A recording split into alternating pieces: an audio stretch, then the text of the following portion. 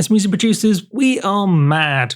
We love analog, even though it's out of time and out of tune. But don't worry, we can do this in Ableton using this. I've got it here on Serum to make it easy to hear, but you can literally put this on anything. Audio, MIDI, drums, synths, literally anything. Let's take a look. The original sound is a static wave. But by using simple delay in LFO, we can mess with the timing and the pitch, adding some subtle variation.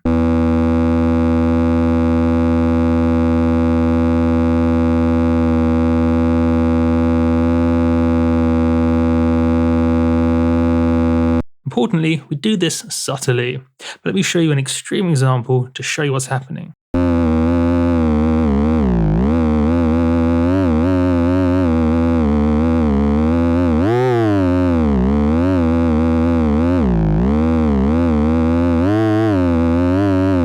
As you can see, LFO is randomly modulating time. What are you doing? You're messing it up. No! Just joking, that's intentional. Importantly, make sure simple delay's in re-pitch mode. Look at the feedback in the dry wet. See if you can work out what's happening. Effectively, we're just moving the sound backwards and forwards. And because we're in re-pitch mode, this changed the pitch.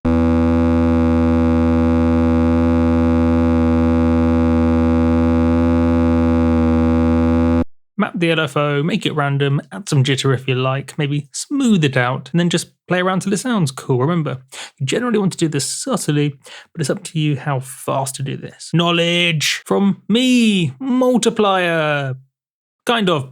I actually got this idea from Culprit from our episode of In the Door. He modulated time manually with automation, but as you can see here, you could use LFO. Random styley. Give it a go. Remember, you can put this on anything. Audio, MIDI, drums, synths, literally anything. Catch you guys on the flippity flip.